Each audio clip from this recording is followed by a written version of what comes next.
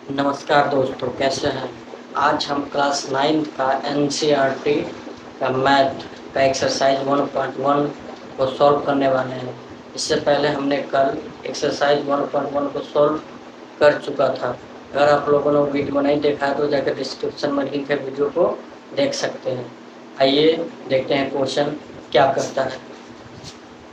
पहला number question है कि नीचे दिए गए कथन सत्य है या असत्य, कारण के साथ इसको उत्तर देना है। इसी में पहला प्रश्न है, क्या है, प्रत्येक अपरिमेय संख्या एक वास्तविक संख्या होती है।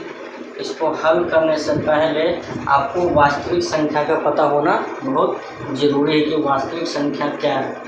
वास्तविक संख्या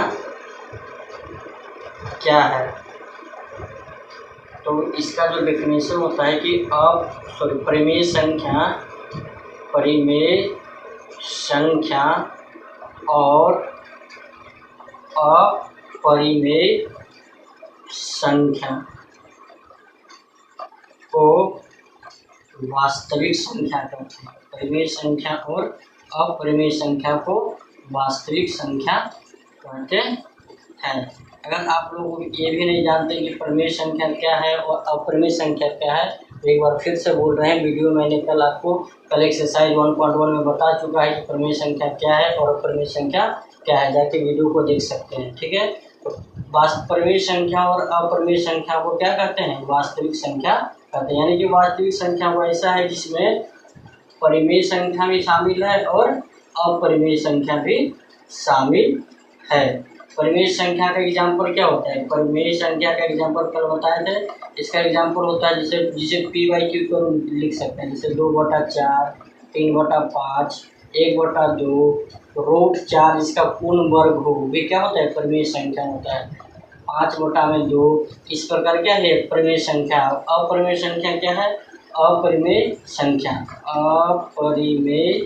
संख्या क्या है जिसका पूर्ण वर्ग नहीं हो सकता। जैसे जो भी अभाज्य संख्या का अंडर रूट कर लेते हैं तो हो जाता है अपरिमेय संख्या। जैसे √2, √3, √5 ये सब क्या है, अपरिमेय संख्या है। तो वास्तविक संख्या में परिमेय संख्या और अपरिमेय संख्या दोनों आ जाता है। तो क्वेश्चन तब चलते हैं, क्वेश्चन क्या करता है। क्वेश्चन कहता है कि प्रत्येक अपरिमेय संख्या एक वास्तविक संख्या है।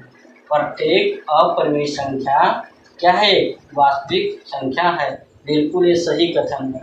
लेकिन यस, हाँ कारण इसका क्या देंगे, कैसे हो सकता है, बोला कारण से उत्तर दीजिए। तो इसका कारण लिख सकते हैं, क्योंकि वास्तविक संख्या में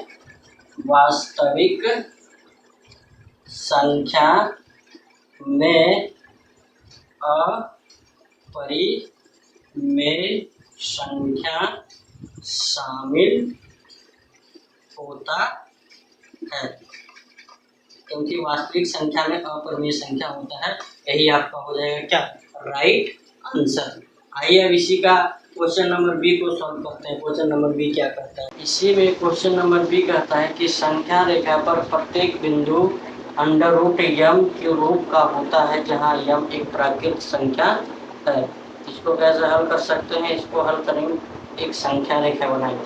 क्या बनाए, संख्या रेखा के बीचों बीच लीडर 0, इसका दाहिने तरफ 1, 2, 3, 4, 5, इसका बाएं तरफ -1, -2, -3, -4 और -5।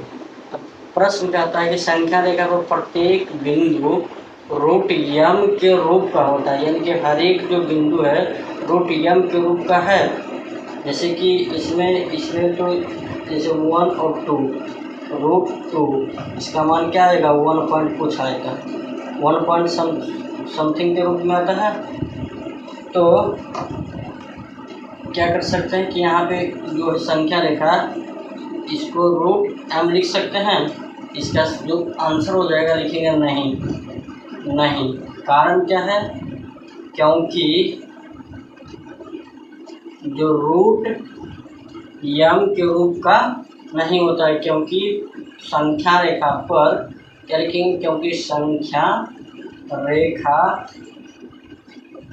पर क्या होता है, परिमेय संख्या भी होता है और अपरिमेय संख्या भी होता है। कुछ रूट जो होते हैं जैसे कि रूट n, मान के चलिए √2 लिखते हैं तो क्या होता है, ये एक अपरिमेय संख्या है। क्या है, अपरिमेय संख्या। वही अगर √4 लिखते हैं तो इसका मान हो जाता है 2, जो कि क्या हो जाता है, परिमेय संख्या हो जाता है। तो √m जो क्या संख्या रहेगा, फिर सिर्फ रूट के फॉर्म में ही सब लिखा था, √2 √3 √5 √4 को नहीं लिख सकते हैं। इसलिए बोल सकते हैं कि नहीं, क्योंकि संख्या रेखा पर √m के रूट का, क्योंकि रूट संख्या रेखा पर क्या इसका आंसर हो जाएगा, नहीं, क्योंकि संख्या रेखा पर √m के रूप का नहीं होता है। ठीक है, ये आपको हो जाएगा राइट आंसर। इसी में क्वेश्चन नंबर सी क्या कहता है, आइए उसको भी सॉल्व करते हैं। इसी में सी नंबर क्वेश्चन कहता है कि दिखाइए कि संख्या रेखा पर √5 को किस प्रकार निरूपित कर सकते हैं। इसको सॉल्व करने से पहले हम पाइथागोरस प्रमेय को जानेंगे। पाइथागोरस प्रमेय होता क्या है। ठीक है, एक तरफ जैसे कि समकोण त्रिभुज मान के चलिए इसका कोण 90 डिग्री है। ठीक है, तो 90 डिग्री का जो सामने वाला कोण होता है ये क्या होता है, थीटा होता है। इसी को क्या बोलते हैं, कर्ण। क्या बोलते हैं इसको, कर्ण। और जो नीचे वाला होता है इसको बोलते हैं आधार, और जो ये खड़ा हुआ है इसको बोलते हैं लंब। इसका पाइथागोरस प्रमेय का जो फॉर्मूला होता है, कर्ण स्क्वायर बराबर में लंब स्क्वायर प्लस आधार स्क्वायर होता है। कर्ण स्क्वायर बराबर लंब स्क्वायर प्लस आधार स्क्वायर, यही क्या है, पाइथागोरस प्रमेय है। तो इसको हमको संख्या रेखा पे क्या करना है, दर्शाना है। तो संख्या रेखा पे किस प्रकार दर्शाते हैं, इस प्रकार दर्शाते हैं। बीचों बीच यहाँ 0 0 के दाहिनी तरफ 1 2 3 4 5, वाई तरफ -1 -2 -3 -4 और -5।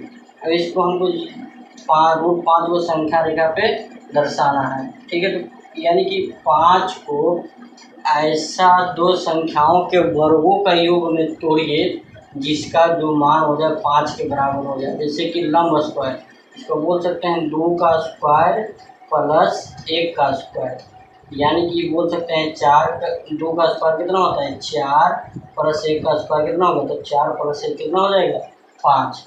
यानी कि 2 का स्क्वायर और 1 का स्क्वायर में इसको क्या करना है, तोड़ना है। ठीक है, तो यहाँ पे देखिएगा कि यहाँ पे कहाँ है, जैसे कि 0 और 1, मान के चलिए यहाँ से यहाँ तक 1 यूनिट है। ठीक है, 1 यूनिट ये हो गया। उसके बाद यहाँ पे अगर हम लंब खींचते हैं, क्या खींचे, लंब खींचे, ये जो 5 था ये 5 यहाँ चलेगा, लंब खींचे, यहाँ पे लंब खींचे, 1 यूनिट इधर इतना छोटा और इधर यहाँ से यहाँ इसको मिला दीजिए। यानी कि ये जो √5 है, क्या √5 ये होगा जो यहाँ पे हो जाएगा, और ये मेरा 1 हो जाएगा और यहाँ से वहाँ तक 2 हो जाएगा। इस प्रकार हम संख्या रेखा को कहाँ दर्शा सकते हैं, 2 के जस्ट थोड़ा सा बगल में हम संख्या रेखा पर √5 को क्या कर सकते हैं, दर्शा सकते हैं। आई होप आप लोग को वीडियो पसंद आया होगा, तो चैनल को सब्सक्राइब, वीडियो को लाइक करना ना भूलें। आप लोग का भी एक्सरसाइज 1.2 ख़त्म होता है, इससे पहले हमने 1.1 का पूरा क्वेश्चन करा चुके थे। अगर आप लोगों ने वीडियो नहीं देखा है तो डिस्क्रिप्शन में लिंक होगा, जाके वीडियो को देख सकते हैं।